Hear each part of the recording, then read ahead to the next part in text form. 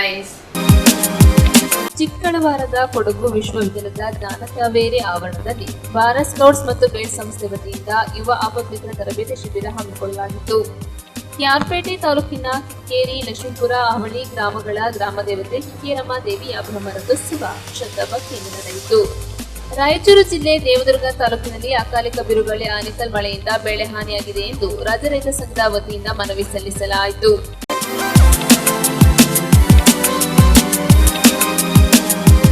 ಕೊಡಗು ವಿಶ್ವವಿದ್ಯಾಲಯ ಜ್ಞಾನ ಕಾವೇರಿ ಆವರಣ ಚಿಕ್ಕಳುವಾರದಲ್ಲಿ ಭಾರತ್ ಸ್ಕೌಟ್ಸ್ ಮತ್ತು ಗೈಡ್ಸ್ ವತಿಯಿಂದ ಯುವ ಆಪತ್ಮಿತ್ರ ತರಬೇತಿ ಶಿಬಿರ ಹಮ್ಮಿಕೊಳ್ಳಲಾಗಿತ್ತು. ಪ್ರವಾಹ, ಭೂಕಂಪ, ಚಂಡಮಾರುತ ಮೊದಲಾದ ನೈಸರ್ಗಿಕ ವಿಕೋಪಗಳು ಮತ್ತು ಮಾನವ ನಿರ್ಮಿತ ವಿಪತ್ತುಗಳು ಎದುರಾದ ಸಂದರ್ಭಗಳಲ್ಲಿ ರಾಷ್ಟ್ರೀಯ ವಿಪತ್ತು ನಿರ್ವಹಣಾ ಪಡೆಯು ತಕ್ಷಣದಲ್ಲಿ ಪರಿಣಾಮಕಾರಿಯಾಗಿ ನಿರ್ವಹಿಸುತ್ತಾ ಬಂದಿದೆ ಎಂದು ಕೊಡಗು ವಿಶ್ವವಿದ್ಯಾಲಯದ ಕುಲಪತಿಗಳಾದ ಪ್ರೊಫೆಸರ್ ಅಶೋಕ ಸಂಗಪ್ಪ ಆಲೂರು ತಿಳಿಸಿದರು. ಕೊಡಗು ವಿಶ್ವವಿದ್ಯಾಲಯದ ಜ್ಞಾನ ಕಾವೇರಿ ಆವರಣ ಚಿಕ್ಕಳುವಾರದಲ್ಲಿ ಭಾರತ್ ಸ್ಕೌಟ್ಸ್ ಅಂಡ್ ಗೈಡ್ಸ್ ಮತ್ತು ಕೊಡಗು ವಿಶ್ವವಿದ್ಯಾಲಯ ಇವರ ಸಹಯೋಗದೊಂದಿಗೆ ಜರುಗಿದ ಯುವ ಆಪತ್ಮಿತ್ರ ತರಬೇತಿ ಶಿಬಿರದ ಉದ್ಘಾಟನಾ ಸಮಾರಂಭದ ಉದ್ಘಾಟನೆ ನೆರವೇರಿಸಿ ಮಾತನಾಡಿದರು.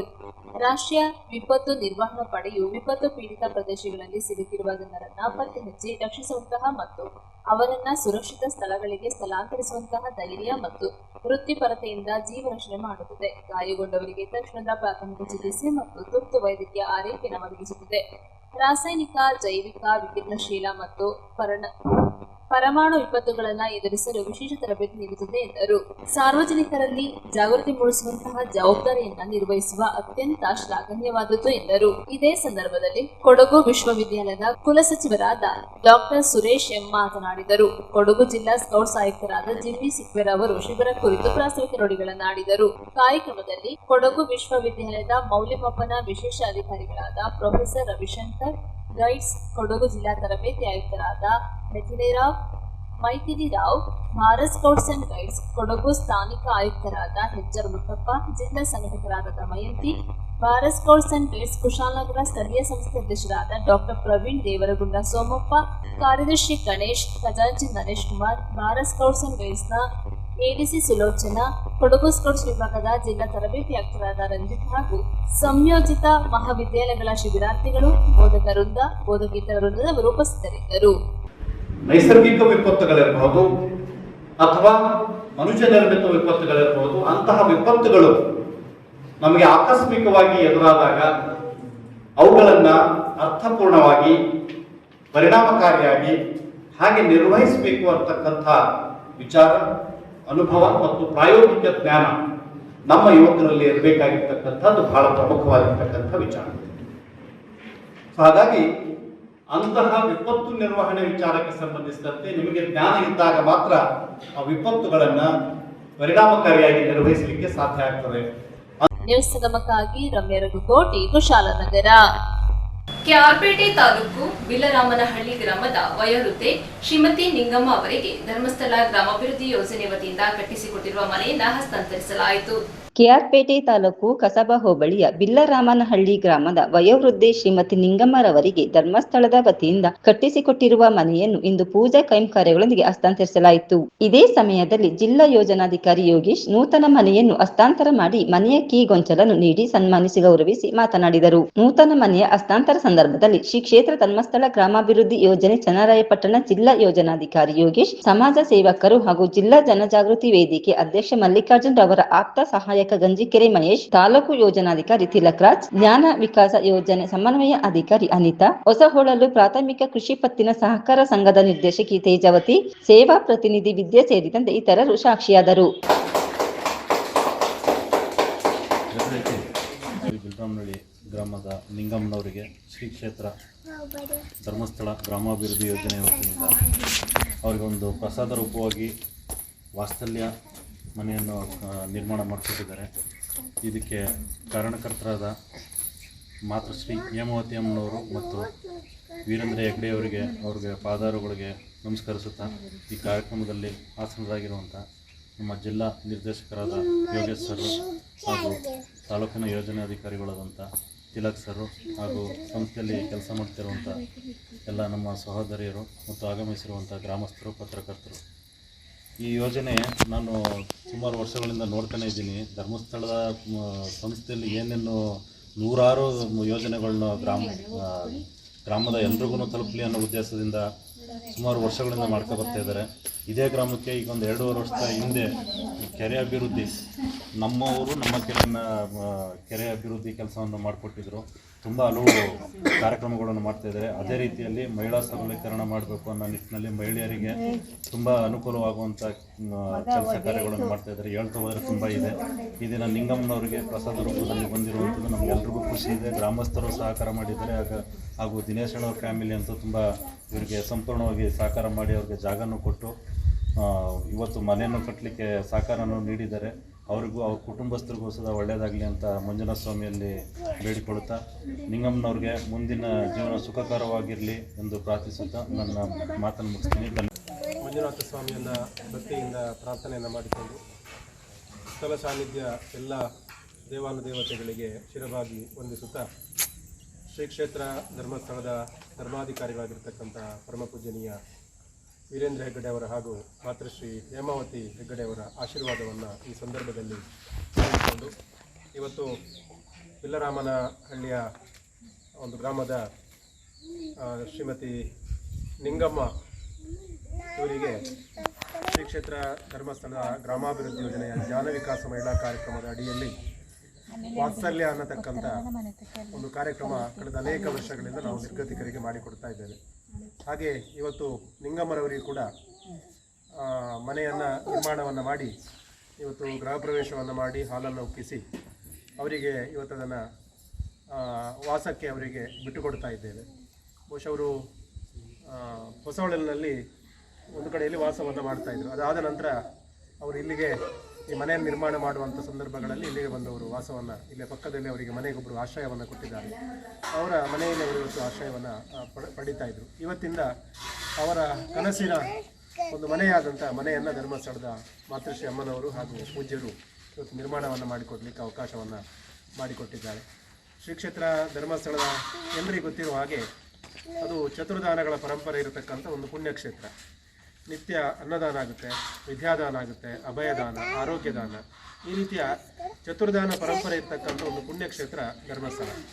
ಇಲ್ಲಿನ ಧರ್ಮಾಧಿಕಾರಿಗಳಾಗಿರ್ತಕ್ಕಂಥ ಪೂಜ್ಯನೀಯ ವೀರೇಂದ್ರ ಹೆಗ್ಗಡೆ ಅವರು ಯಾವಾಗ ಧರ್ಮಾಧಿಕಾರಿಗಳಾದ್ರ ಆ ನಂತರದಲ್ಲಿ ಅವರು ಕೇವಲ ಧರ್ಮಸ್ಥಳಕ್ಕೆ ಸೀಮಿತವಾಗಿ ಇರದೆ ಇಡೀ ರಾಜ್ಯದ ಎಲ್ಲ ಸಮಸ್ಯೆಗಳನ್ನು ಜನರು ಧರ್ಮಸ್ಥಳಕ್ಕೆ ಹೊತ್ತುಕೊಂಡು ಬಂದಾಗ ಆ ಸಮಸ್ಯೆಗಳಿಗೆ ಇವತ್ತು ಪರಿಹಾರವನ್ನು ಕಂಡುಕೊಳ್ಳುವಂಥ ಒಂದು ಕೆಲಸವನ್ನು ಧರ್ಮಸ್ಥಳದ ಗ್ರಾಮಾಭಿವೃದ್ಧಿ ಯೋಜನೆಯ ಮೂಲಕ ಕಳೆದ 43 ವರ್ಷಗಳಿಂದ ನಿರಂತರವಾಗಿ ಮಾಡಿಕೊಂಡು ಬರ್ತಾ ಇದ್ದಾರೆ.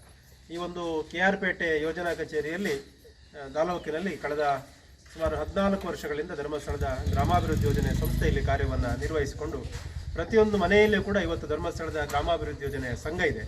ಆ ಸಂಘದ ಮೂಲಕ ಇವತ್ತು ಜನರು, ಅದರಲ್ಲಿ ಮಹಿಳೆಯರು ಮತ್ತು ಪುರುಷರು ಸಂಘಕ್ಕೆ ಸೇರಿಕೊಂಡು ಆರ್ಥಿಕ ಅಭಿವೃದ್ಧಿಯನ್ನು ಇವತ್ತು ಆಗ್ತಾ ಇದ್ದಾರೆ. ಅದರ ಜೊತೆಯಲ್ಲಿ ಸಮಾಜದಲ್ಲಿ ಬೇರೆ ಬೇರೆ ಸಮಸ್ಯೆಗಳಿದೆ.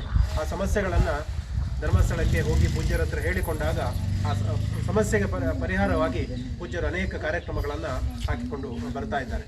ಬಹುಶಃ ಈ ವಾತ್ಸಲ್ಯ ಅನ್ನತಕ್ಕಂಥ ಕಾರ್ಯಕ್ರಮ ಸುಮಾರು 8 ವರ್ಷಗಳ ಹಿಂದೆ ಇದು ಪ್ರಾರಂಭ ಆದದ್ದು. ಯಾವಾಗ ಕೋವಿಡ್ ಬಂದ ಟೈಮಲ್ಲಿ ನಾವು ಈ ಕಾರ್ಯಕ್ರಮವನ್ನು ಪೂಜ್ಯರು ಪ್ರಾರಂಭವನ್ನು ಮಾಡಿದರು. ಕರ್ನಾಟಕ ರಾಜ್ಯದಲ್ಲಿ ಸುಮಾರು 22,000ಕ್ಕೂ ಹೆಚ್ಚು ಈ ರೀತಿಯ ಏನು ಅವರಿಗೆ ಆಶ್ರಯ ಇಲ್ಲದವರು, ಅಂದರೆ ಅವರನ್ನು ನೋಡಿಕೊಳ್ಳಲಿಕ್ಕೆ ಗಂಡ ಅಥವಾ ಮಕ್ಕಳಿರುವುದಿಲ್ಲ, ಕೆಲವರಿಗೆ ವಯಸ್ಸಾಗಿದೆ, ಎಲ್ಲಿಯೋ ಬಸ್ ಸ್ಟ್ಯಾಂಡಲ್ಲಿಯೋ ಅಥವಾ ಯಾವುದೋ ದೇವಸ್ಥಾನದಲ್ಲಿಯೋ ಮನೆಯ ಜಗಳಿಯಲ್ಲಿ ಮಲಗುವವರು, ದುಡಿಲಿಕ್ಕೆ ಆಗೋದಿಲ್ಲ, ಅಶಕ್ತರವರು, ಅಂಥವರನ್ನು ಗುರುತಿಸಿ ಕರ್ನಾಟಕ ರಾಜ್ಯದಲ್ಲಿ ಸುಮಾರು 22,000ಕ್ಕೂ ಹೆಚ್ಚು ಮಂದಿಗೆ ಪ್ರತಿ ತಿಂಗಳು ಧರ್ಮಸ್ಥಳದ ದೇವಸ್ಥಾನದಿಂದ 1,000 ರೂಪಾಯಿಗೆ ಮಾಸಾಸನ ಬರ್ತದೆ. ಈ ಮಾಸಾಸನವನ್ನು ಪಡೆಯುವಂಥ ಯಾರು ನಮ್ಮ ಫಲಾನುಭವಿಗಳಿದ್ದಾರ, ಆ ಫಲಾನುಭವಿಗಳಲ್ಲಿ ಇವತ್ತು ಮನೆ ಇಲ್ಲದವರು ತುಂಬ ಮಂದಿ ಇದ್ದಾರೆ. ಆ ಮನೆ ಇಲ್ಲದವರಿಗೆ ಇವತ್ತು ಮನೆಯನ್ನು ಕಟ್ಟಿಕೊಡುವಂಥ ಕಾರ್ಯಕ್ರಮ ಯಾವುದು ಅಂತ ಹೇಳಿದರೆ ಈ ವಾತ್ಸಲ್ಯ. ಇದಕ್ಕೆ ಹೆಸರನ್ನು ಕೂಡ ಇಟ್ಟವರು ಮಾತೃಶ್ರೀ ಅಮ್ಮನವರು. ವಾತ್ಸಲ್ಯ ಅಂದರೆ ಪ್ರೀತಿ. ಬಹುಶಃ ಯಾರಿಗೆ ಪ್ರೀತಿ ಸಿಗೋದಿಲ್ವ ಅಂಥವರಿಗೆ ಧರ್ಮಸ್ಥಳದ ಹೇಮಾವತಿ ಅಮ್ಮನವರು ಪೂಜ್ಯರು ಧರ್ಮಸ್ಥಳದ ಯೋಜನೆಯ ಮೂಲಕ ಇವತ್ತು ಅವರಿಗೆ ಪ್ರೀತಿ ತೋರಿಸುವಂಥ ಒಂದು ಕೆಲಸ ಇವತ್ತು ಆಗ್ತಾ ಇದೆ. ಹಾಗಾಗಿ ಇವತ್ತು ಮಾತೃಶ್ರೀ ಇದೊಂದು ಮನೆಯನ್ನು ಕೂಡ ನಾವು ಏನು ಡಿಸೈನ್ ಮಾಡಿದ್ದೇವೆ, ಇದು ನಮ್ಮ ಇದಲ್ಲ, ಅದು ಧರ್ಮಸ್ಥಳದಿಂದ ಅಮ್ಮನವರೇ ಈ ರೀತಿ ಆಗಬೇಕು ಅಂತ ಹೇಳಿ ನಿರ್ಮಾಣವನ್ನು ಮಾಡಿಕೊಟ್ಟಿರುವಂಥದ್ದು. ಬಹಳ ಸರಳವಾಗಿ ಅವರಿಗೆ ವಾಸಕ್ಕೆ ಒಬ್ಬರಿಗೆ ಯೋಗ್ಯವಾಗಿ ವಾಸ ಮಾಡಲಿಕ್ಕೆ ಬೇಕಾದ ರೀತಿಯಲ್ಲಿ ಇವತ್ತು ಕಟ್ಟಿಕೊಡುವಂಥ ಒಂದು ಕೆಲಸ ಇವತ್ತು ಆಗಿದೆ. ಸುಮಾರು 1 ತಿಂಗಳ ಹಿಂದೆ ಇದಕ್ಕೆ ಭೂಮಿ ಪೂಜೆಯನ್ನು ಮಾಡಿ ಇವತ್ತು 1 ತಿಂಗಳೊಳಗೆ ಈ ಮನೆಯನ್ನು ಇವತ್ತು ನಾವು ಅವರಿಗೆ ನಿರ್ಮಾಣವನ್ನು ಮಾಡಿಕೊಟ್ಟಿದ್ದೇವೆ. ಹಾಗಾಗಿ ಮುಂದಿನ ದಿನಗಳಲ್ಲಿ ಬಹಳ ಸಂತೋಷದಿಂದ ನಿಂಗಮ್ಮರವರು ಈ ಒಂದು ಮನೆಯಲ್ಲಿ ಅವರ ಜೀವಿತ ಅವಧಿ ಇರುವವರೆಗೆ ಸುಖವಾಗಿ ಸಂತೋಷದಿಂದ ನೆಮ್ಮದಿಯಿಂದ ಅವರು ವಾಸವನ್ನು ಮಾಡಲಿ. ಬಹುಶಃ ಅವರಿಗೆ ಜಾಗ ಇಲ್ಲ. ಈ ಜಾಗವನ್ನು ಸ್ಥಳೀಯ ದಿನೇಶ್ ಅಂತ ಹೇಳುವವರು ಅವರ ಮನೆಯ ಪಕ್ಕದಲ್ಲಿ ಒಂದು ಮನೆಯನ್ನು ಕಟ್ಟಿಕೊಡಲಿಕ್ಕೆ ಅವರಿಗೆ ಅವಕಾಶವನ್ನು ಮಾಡಿಕೊಟ್ಟಿದ್ದಾರೆ. ಬಹುಶಃ ಆ ಕುಟುಂಬಕ್ಕೂ ಕೂಡ ಮಂಜುನಾಥ ಸ್ವಾಮಿ ಒಳ್ಳೆಯದನ್ನು ಮಾಡಲಿ, ಅವರಿಗೆ ಭೂಮಿಯನ್ನು ಈ ಒಂದು ಜಾಗವನ್ನು ದಾನವನ್ನು ಮಾಡಿದ್ದಕ್ಕಾಗಿ. ಹಾಗಾಗಿ ಮುಂದಿನ ದಿನಗಳಲ್ಲಿ ನಿಂಗಮ್ಮರವರಿಗೆ ಈ ಮನೆಯನ್ನು ವಾಸ ಮಾಡುವಂಥ ಸಂದರ್ಭದಲ್ಲಿ ಕ್ಷೇತ್ರದ ಮಂಜುನಾಥ ಸ್ವಾಮಿ ಆರೋಗ್ಯ, ಆನಂತರ ಸುಖ, ನೆಮ್ಮದಿ, ಶಾಂತಿಯನ್ನು ಎಲ್ಲವನ್ನು ಕೊಟ್ಟು ಅವರು ಸುಖವಾಗಿ ಜೀವಿತವಾಗಿ ಅವರಿಗೆ ಅನುಗ್ರಹಿಸಿ ಆಶೀರ್ವದಿಸಲಿ ಅಂತೇಳಿ. ನ್ಯೂಸ್ ಸಂಗಮಕ್ಕಾಗಿ ಕೆಆರ್ ನೀಲಕಂಠ, ಕೆಆರ್ ಪೇಟೆ. ರಾಯಚೂರು ಜಿಲ್ಲೆ ದೇವದುರ್ಗ ತಾಲೂಕಿನಲ್ಲಿ ಅಕಾಲಿಕ ಬಿರುಗಾಳಿ ಆನೆಕಲ್ ಮಳೆಯಿಂದಾಗಿ ಬೆಳೆ ಹಾನಿಯಾಗಿದ್ದು ಸೂಕ್ತ ಪರಿಹಾರಕ್ಕಾಗಿ ಜಿಲ್ಲಾಧಿಕಾರಿಗಳಿಗೆ ಕರ್ನಾಟಕ ರಾಜ್ಯ ರೈತ ಸಂಘದ ವತಿಯಿಂದ ಮನವಿ ಸಲ್ಲಿಸಲಾಯಿತು. ರಾಯಚೂರು ಜಿಲ್ಲೆ ದೇವದುರ್ಗ ತಾಲೂಕಿನಲ್ಲಿ ಅಕಾಲಿಕ ಬಿರುಗಾಳಿ ಆನೆಕಲ್ ಮಳೆಯಿಂದ ಬೆಳೆ ಹಾನಿಯಾಗಿದ್ದು ಸೂಕ್ತ ಪರಿಹಾರ ಒದಗಿಸುವಂತೆ ಮಾನ್ಯ ಜಿಲ್ಲಾಧಿಕಾರಿಗಳಿಗೆ ಮನವಿ ಸಲ್ಲಿಸಲಾಯಿತು. ಕರ್ನಾಟಕ ರಾಜ್ಯ ರೈತ ಸಂಘ ಹಾಗೂ ಹಸಿರು ಸೇನೆ ರಾಜ್ಯ ಘಟಕ ಬೆಂಗಳೂರು ರಾಜ್ಯಾಧ್ಯಕ್ಷರಾದ ಕೋಡಿಹಳ್ಳಿ ಚಂದ್ರಶೇಖರ್ ಸಾರ್ವಜನಿಕ ರೈತರ ಪರ ಒತ್ತಾಯಿಸಿದರು. ರಾಯಚೂರು ಜಿಲ್ಲೆಯ ದೇವದುರ್ಗ ತಾಲೂಕಿನಲ್ಲಿ ಅತಿ ಹೆಚ್ಚು ಗಾಳಿ ಮಳೆಯಿಂದ ಸಂಪೂರ್ಣ ಬೆಳೆಗಳಾದ ಭತ್ತ, ಮೆಣಸಿನಕಾಯಿ, ಶೇಂಗಾ, ಈರುಳ್ಳಿ, ಸಜ್ಜೆ ಸಂಪೂರ್ಣ ನಾಶವಾಗಿದ್ದು ಈ ಭಾಗದ ರೈತರಿಗೆ ಮಳೆಗಾಲದಲ್ಲಿ ಜಿಲ್ಲಾ ಸಹಾಯಕ ಆಯುಕ್ತರಿಗೆ ಬೆಳೆ ನಾಶ ನೊಂದ ರೈತ ಜಮೀನು ಪರಿಹಾರ ವಿಷಯದ ಸಲುವಾಗಿ ತರಾಟೆಗೆ ತೆಗೆದುಕೊಂಡ ರಾಜ್ಯ ಅಧ್ಯಕ್ಷರಾದ ಕೋಡಿಹಳ್ಳಿ ಚಂದ್ರಶೇಖರ್, ಸ್ವಾತಂತ್ರ್ಯ ಬಂದ ಪೂರ್ವದಿಂದ ಇಲ್ಲಿಯವರೆಗೆ ಕೂಡ ಮೂಲಭೂತ ಸೌಕರ್ಯ ಇಲ್ಲವೆಂದು ತಿಳಿಸುತ್ತೀರಾ? ಇದನ್ನ ಜಿಲ್ಲಾ ಸಹಾಯಕ ಆಯುಕ್ತರು ಆದಷ್ಟು ಬೇಗನೆ ಸಮಸ್ಯೆಗಳನ್ನ ಬಗೆಹರಿಸುತ್ತೇನೆಂದು ಭರವಸೆ ಕೊಟ್ಟಿದ್ದಾರೆ. ರಾಜ್ಯ ಪದಾಧಿಕಾರಿಗಳು, ಜಿಲ್ಲಾಧ್ಯಕ್ಷರು ಹಾಗೂ ಯುವ ಅಧ್ಯಕ್ಷರ ಸಮ್ಮುಖದಲ್ಲಿ ಇಂದಿನ ಸಭೆಯನ್ನ ಸರಳತೆಯಿಂದ ಯಶಸ್ವಿಗೊಳಿಸಲಾಯಿತು. ಇದೇ ಸಂದರ್ಭದಲ್ಲಿ ರಾಯಚೂರು ಜಿಲ್ಲಾ ಸಹಾಯಕ ಆಯುಕ್ತರು, ಜಂಟಿ ಕೃಷಿ ನಿರ್ದೇಶಕರು, ತೋಟಗಾರಿಕೆ ನಿರ್ದೇಶಕರು, ಡಿವೈಎಸ್ಪಿ, ತಾಲೂಕು ದಂಡಾಧಿಕಾರಿ, ಕೃಷಿ ಸಹಾಯಕ ನಿರ್ದೇಶಕರು, ತೋಟಗಾರಿಕೆ ಸಹಾಯಕ ನಿರ್ದೇಶಕರು ಹಾಗೂ ರಾಜ್ಯ ಅಧ್ಯಕ್ಷರಾದ ಕೋಡಿಹಳ್ಳಿ ಚಂದ್ರಶೇಖರ್, ರಾಜ್ಯ ಪದಾಧಿಕಾರಿಗಳು, ಜಿಲ್ಲಾ ಪದಾಧಿಕಾರಿಗಳು, ತಾಲೂಕು ಪದಾಧಿಕಾರಿಗಳು, ಗ್ರಾಮದ ರೈತರು ಉಪಸ್ಥಿತರಿದ್ದರು.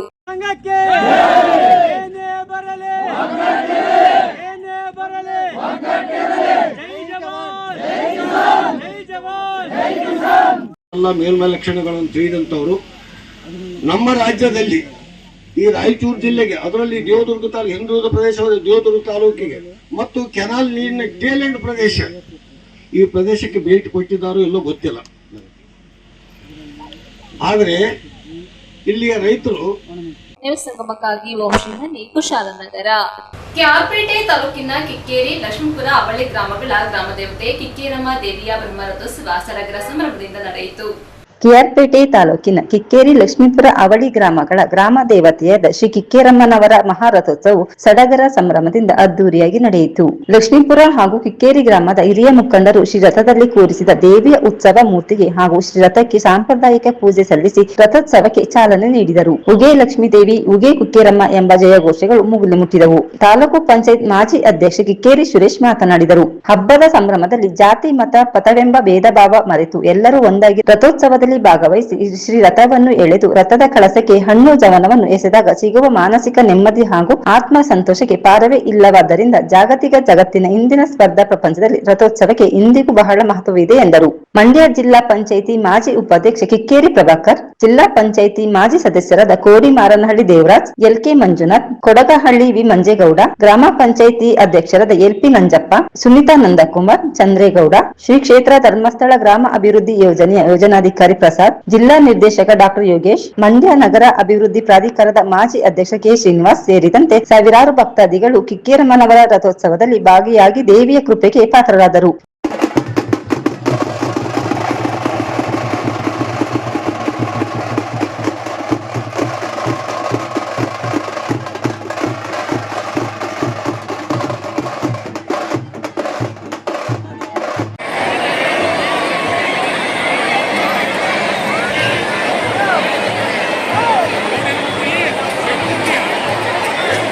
ನ್ಯೂಸ್ ಸಂಗಮಕ್ಕಾಗಿ ಡಾಕ್ಟರ್ ಕೆಆರ್ ನೀಲಕಂಠ, ಕೆಆರ್ ಪೇಟೆ.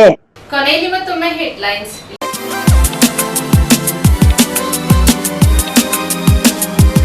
ಚಿಕ್ಕಳವಾರದ ಕೊಡಗು ವಿಶ್ವವಿದ್ಯಾಲಯದ ಜ್ಞಾನ ಕಾವೇರಿ ಆವರಣದಲ್ಲಿ ಭಾರತ್ ಸ್ಕೌಟ್ಸ್ ಮತ್ತು ಗೈಡ್ಸ್ ಸಂಸ್ಥೆ ವತಿಯಿಂದ ಯುವ ಆಪತ್ಮಿತ್ರ ತರಬೇತಿ ಶಿಬಿರ ಹಮ್ಮಿಕೊಳ್ಳಲಾಗಿತ್ತು.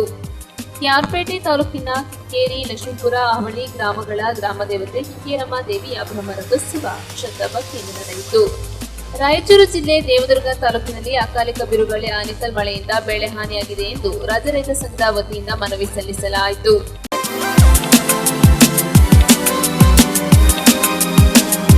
ಇಲ್ಲಿಗೆ ನ್ಯೂಸ್ ಸಂಗಮ ಮುಕ್ತಾಯವಾಯಿತು. ಸುದ್ದಿ, ಮಾಹಿತಿ, ಮನೋರಂಜನೆಗಾಗಿ ನೋಡ್ತಾ ಇರಿ ಸಂಗಮ ಟಿವಿ. ವಂದನೆಗಳೊಂದಿಗೆ ಸುಪ್ರೀತಾ ಎನ್.